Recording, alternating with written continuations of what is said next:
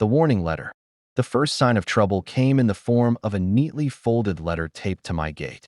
The HOA emblem was printed in bold, and beneath it, a familiar scrawl, Karen's signature. She was the head of the HOA committee, and everyone in the neighborhood knew that once she had her sights on you, peace was over. Dear resident, the letter began. Your fence exceeds the community height regulations by 12 inches. Please remove or reduce it within 7 days to maintain uniform aesthetics. I stared at it, jaw tight. 12 inches. That extra foot wasn't there for decoration, it was survival. Our street bordered the undeveloped canyon, and coyotes roamed freely at night. They'd already snatched 2 small pets from the neighborhood. My dog, Luna, was next on their list if I didn't keep the barrier up. I decided to confront her directly. Karen's house sat at the corner. Perfectly trimmed hedges, solar lights, and that smug blue flag that said, HOA proud. She answered before I even knocked twice. Ah, Mark, she smiled tightly. I assume you got my letter. The fence really throws off the neighborhood's symmetry. It's there to keep coyotes out, I explained, keeping my tone level. They come through the canyon. I've seen them. Karen chuckled, dismissive. Coyotes? This is a family neighborhood, not a wildlife reserve. The rules are the rules. I pointed toward the hill behind our homes. Tell that to the people who lost their cats. Her smile vanished. If you don't comply, I'll have to escalate this to the board. That night, Luna started barking around midnight. I stepped outside with my flashlight. 3 sets of glowing eyes, reflected back from the edge of my yard. Coyotes. One even paced along the fence line, sniffing, testing it. If that fence was a foot shorter, they'd already be inside. The next morning, I found another letter. This time it wasn't just a warning, it was a notice of violation. Karen had officially filed a complaint. I looked up toward the canyon ridge. The wind whistled faintly, carrying the echo of howls. My gut told me this wasn't just about HOA rules anymore. Karen was playing a dangerous game, one that nature itself might soon settle for her. The HOA inspection. By the time Friday came around, the neighborhood was buzzing. Karen had scheduled an official HOA inspection for my property, an open show of authority. She even invited 2 other board members, likely hoping for an audience while she handled the rebel homeowner who dared to build a fence too high. I made sure the gate was closed when they arrived. Karen strutted in first, clipboard in hand, dressed in her usual pastel cardigan and large sunglasses, like she was heading to a photo shoot instead of an inspection. Morning, Mark, she said cheerfully, though the tightness in her voice betrayed her irritation. We'll make this quick. Behind her stood Mr. Phillips, the quiet treasurer, and a new board member, Lisa, who already looked uncomfortable. Karen walked along the fence, tapping it with her pen like a judge examining a crime scene. 6 feet, 6 inches. HOA guidelines allow for 5.5. It's simply too tall, Mark. I folded my arms. It's exactly tall enough to stop coyotes. You lower it, and I guarantee you'll have a real problem here. Phillips shrugged. Coyotes don't climb fences. They jump, I corrected him. And they hunt in packs. Karen smirked. If you have such strong feelings about wildlife, maybe you should move somewhere more rural. That comment hit a nerve. I stepped closer. And maybe you should listen before someone's pet, or worse, gets hurt. Lisa hesitated. Karen, I've heard noises at night too. Maybe Mark has a point. Karen turned sharply. The issue here isn't coyotes. It's community image. We can't start bending rules for fear-mongering. Before I could argue back, a sudden rustling came from the canyon edge. We all turned. A coyote trotted out from the brush, followed by another, lean, silent, watching us. Karen froze, her pen trembling slightly. The animal stopped just beyond my fence, sniffing the air. I pointed. Still think it's fear-mongering? They watched us for a long moment, then slipped back into the brush. Karen adjusted her sunglasses, trying to regain her composure.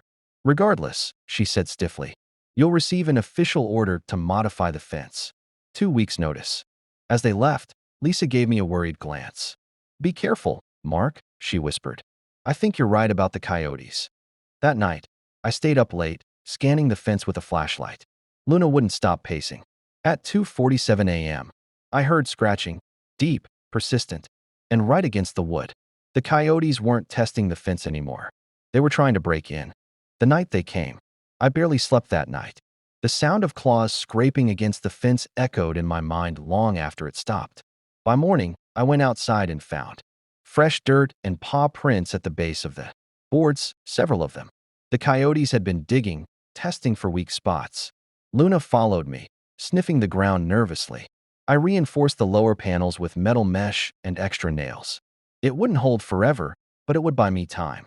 Just before sunset, Karen showed up again, this time with her phone out, already recording. Still refusing to comply? She said, stepping up to the fence line.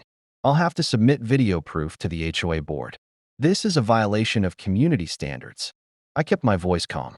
Karen, you saw them yesterday. They're coming closer every night. She rolled her eyes. You're overreacting. I've lived here 15 years and never seen one in my yard. I motioned toward the canyon. That's because they haven't found a way through yet. If you want to remove your fences, go ahead, but don't tell me how to protect my home. Karen's lips tightened. The HOA will decide, not you. She stormed off, her phone still recording. I knew she'd probably upload that clip to the neighborhood group before the night was over. Around 10:30 p.m., Luna started growling again, low, steady, warning me before I even heard the sound. Then came the rustling, louder this time, and the eerie yipping of coyotes calling to each other in the dark. I grabbed my flashlight and stepped outside. The beam caught movement. 3 coyotes crouched near the far corner of the fence. One leaped, claws catching the top edge, barely missing a grip. Another began to dig furiously at the base. Hey, I shouted, slamming the gate. Luna barked wildly beside me. Suddenly, motion lights from across the street flickered on. Karen's front door opened. She stepped out, wearing a robe and clutching her phone. What's going on? She called out. Before I could answer, a shadow darted across the street, another coyote, running straight toward her yard. Karen froze, eyes wide. The animal stopped near her flower bed, snarling softly. Don't move, I shouted. Get inside now. Karen fumbled for her doorknob, panic flashing across her face. Luna barked louder, driving the coyotes back from both sides. They finally retreated, slipping back into the canyon shadows. Karen stood there trembling, realizing for the first time how real the threat was. I met her eyes across the street. Still think my fence is too tall? I asked quietly. She didn't answer. She just turned and went back inside. But I knew this wasn't over yet. The reckoning. By the next morning, the whole neighborhood had heard what happened. Karen didn't post the video she took. Instead, she stayed unusually quiet. Her perfect yard suddenly less important after a coyote nearly attacked on her front lawn. I thought maybe, finally, she understood. But around noon, I saw her walking up my driveway again, this time without a clipboard, without her phone, just a nervous expression and dark circles under her eyes. Mark, she started, her voice unsteady. I need to talk to you. I crossed my arms, waiting. I saw them up close last night, she said softly. They were in my yard. One was bigger than a dog. I thought you were exaggerating, but… She trailed off, shaking her head. I was wrong. For once, I didn't feel angry, just tired. You weren't the first to ignore the signs, Karen. But you can fix this now. Tell the HOA to back off. She nodded.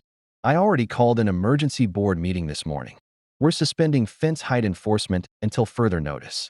You were right. It's about safety. That afternoon, I helped her and a few neighbors inspect their fences. Several had weak spots. One even had scratch marks. The coyotes had been scouting all along. By evening, people started reinforcing their barriers. Even Phillips, the board treasurer who'd mocked me, was out with a hammer and plywood. Karen stood beside me, watching. You think they'll come back? She asked quietly. They always come back, I said. But at least now, we'll be ready. That night, the wind howled through the canyon again, and the distant cries of coyotes echoed in the dark. Luna barked once, but stayed calm behind the tall fence. Around midnight, I noticed Karen's porch light still on across the street. She stood by her window, peeking through the blinds, alert but safe. The next morning, she dropped off a new notice, handwritten this time. Dear resident, the HOA recognizes your fence as a necessary safety measure. Thank you for protecting our neighborhood. Karen, I smiled, folding the note into my pocket. Maybe, for once, the HOA had learned something about listening before judging. As the sun rose over the canyon, Luna stretched beside me, tail wagging. The fence stood tall, strong, unyielding, the one thing keeping chaos out. And this time, not even Karen wanted it any shorter.